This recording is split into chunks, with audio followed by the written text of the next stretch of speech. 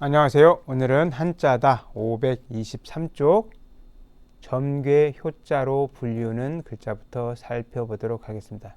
대부분 모양들이 이와 같이 서로 엇갈려 있는 모양들을 볼 수 있는데, 그러면 하나씩 효자에 대해서 살펴보도록 하겠습니다.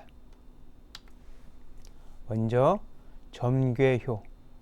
점괘효로 불리우는 이 효자는 이 글자가 단독으로 사용될 때에는 점괘라는 의미로 쓰이지만, 이 효자가 다른 글자를 만나게 되면 얽히다, 사귀다, 만나다, 엮다 등의 뜻으로 쓰이는 글자가 효자입니다. 이 효자의 설문해자에서도 보면 지역의 괴 이름으로 쓰이기 때문에 효라고 부른다. 하지만 그것은 엇갈려 있기 때문이다 라고 설명하고 있어서 무엇이 엇갈려 있는 모양을 그린 글자다라고 설명하고 있습니다. 그래서 이 효자는 이 글자의 쓰임 때문에 점괘라고 할 뿐이고, 이 효자가 들어가고 효라고 발음을 하지 않으면 대부분은 얽히다, 사귀다, 만나다, 엮다 라는 뜻으로 쓰이는 글자입니다. 그러면 이 효자가 만나는 글자들을 하나씩 살펴보도록 하겠습니다.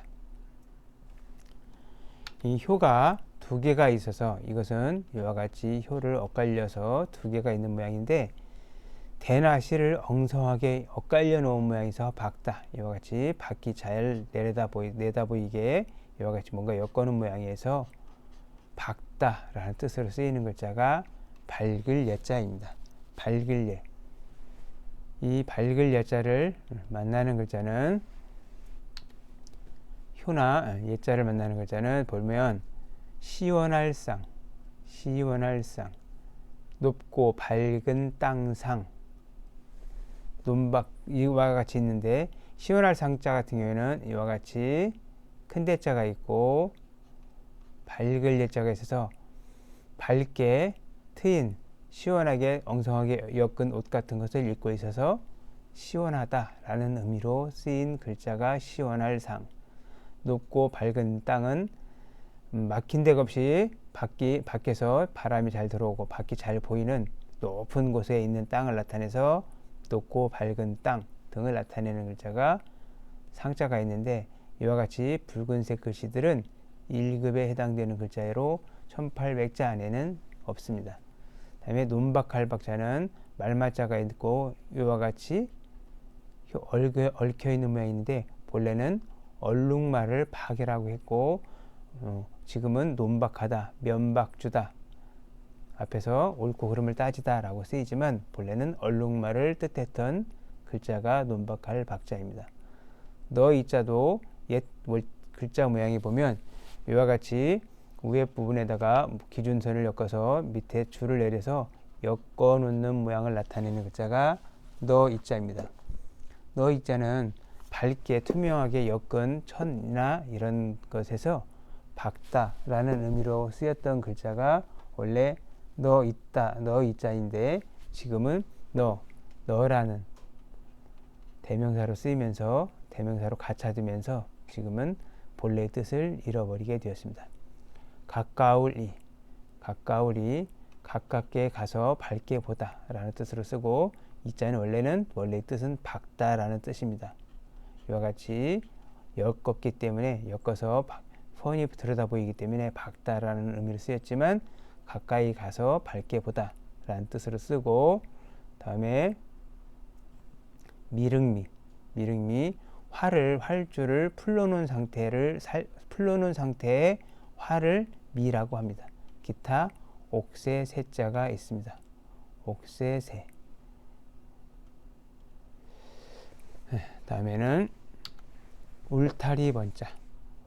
울타리 번자는 보면 양쪽에 나무 목자가 있고 가운데 엮어놓은 모양이 있어서 나무를 엮어서 두 손으로 나무를 엮어서 만드는 울타리를 나타내는 글자가 번자입니다. 울타리 번.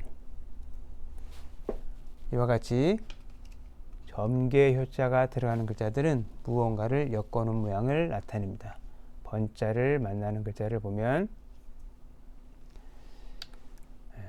울타리 번자도 있고 더위 잡을 반, 더위 잡을 반도 보이고 백반 반자도 보이는데 모두 1, 2급에 해당되는 글자가 번자입니다.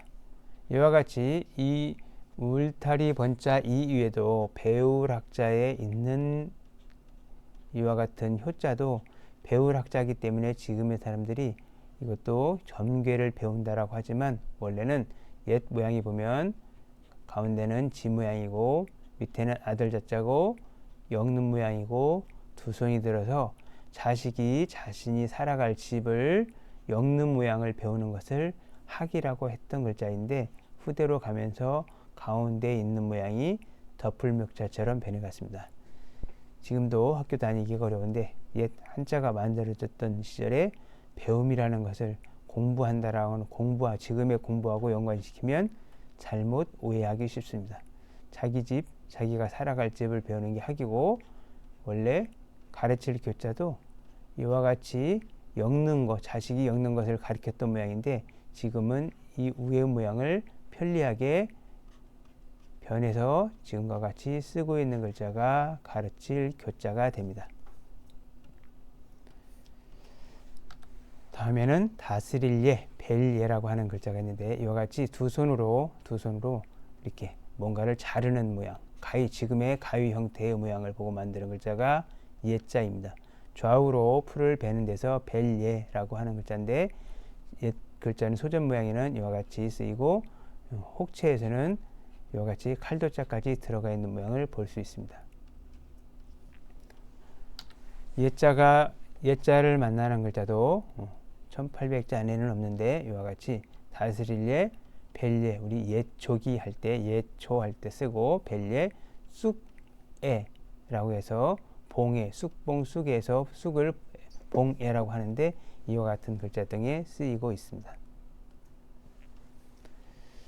다음에는 아버지부, 아비부.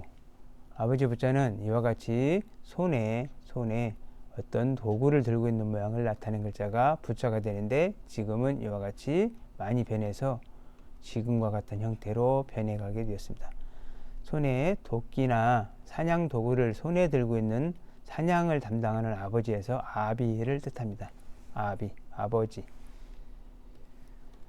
아버지 부자를 만나는 글자들은 1800자 안에는 부자 글자가 있고 나머지는 도끼부, 가마부자가 있는데 이와 같이 아버지 부자 자체가 도구인데 도구 중에서 도끼 근자가 있어서 도끼라는 의미로 도끼부, 가마부 이와 같이 아버지 부자하고 쇠금자가 들어가 있는데 이 쇠금자 모양과 아버지 부자 위에 부분이 겹치면서 일부분을 생략한 모양이 가마부자입니다.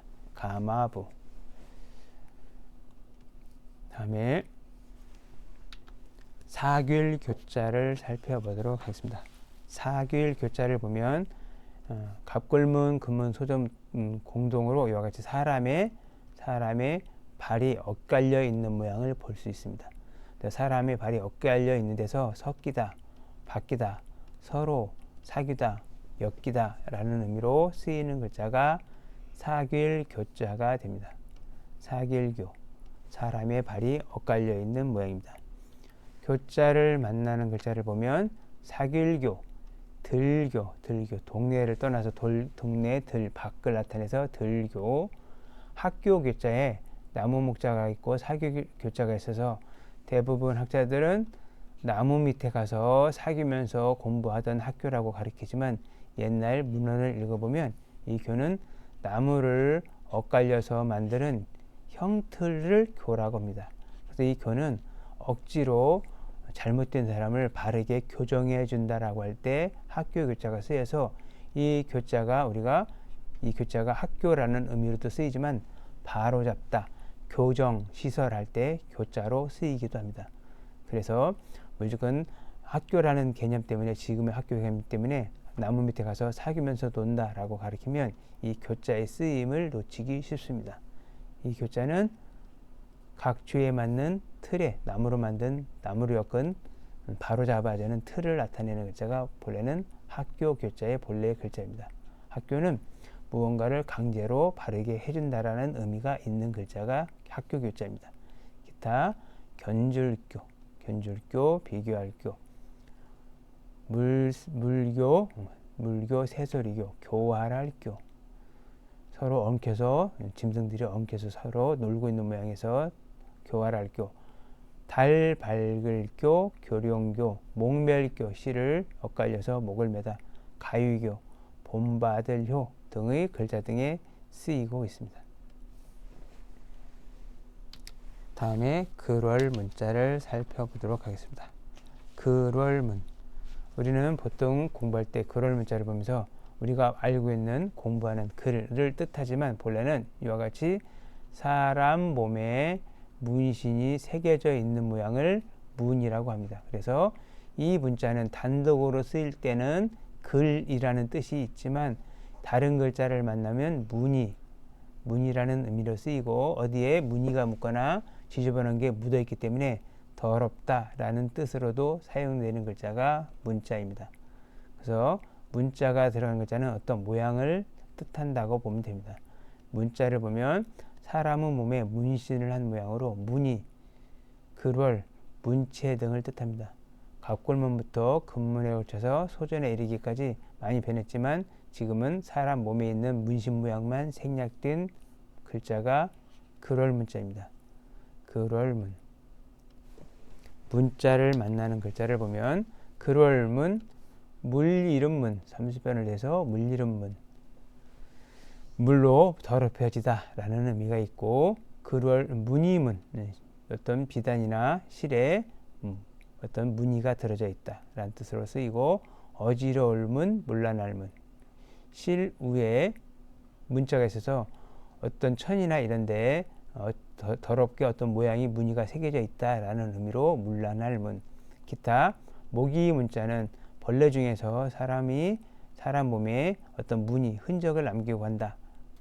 그래서 모기문, 따뜻할 문, 성민, 민망할 민자가 있는데 밀망한 민자는 1800자 안에 있고 성으로 쓰이는 민자는 1800자 안에 없지만 이거는 문 안에 어떤 모양을 하고 서 있다라는 의미로도 보기도 하지만 대부분은 죽은 사람 몸에 문신을 새겨내서 죽은 사람 문이라는 뜻에서 죽은 사람이 있는 문 앞에 서 있는 사람이다 라고 봐서 민망하다 라고 보기도 하는 글자가 성민자입니다. 기타 무늬가 있는 옥, 아름다운 돌민, 하늘민, 화할민, 마음 다잡을 민, 마음속에 어떤 모양을 가지고 있다. 아롱지을 반, 옥 가운데에 무늬가 있다. 아낄린, 공경할 건 등의 글자 등이 있습니다. 감사합니다.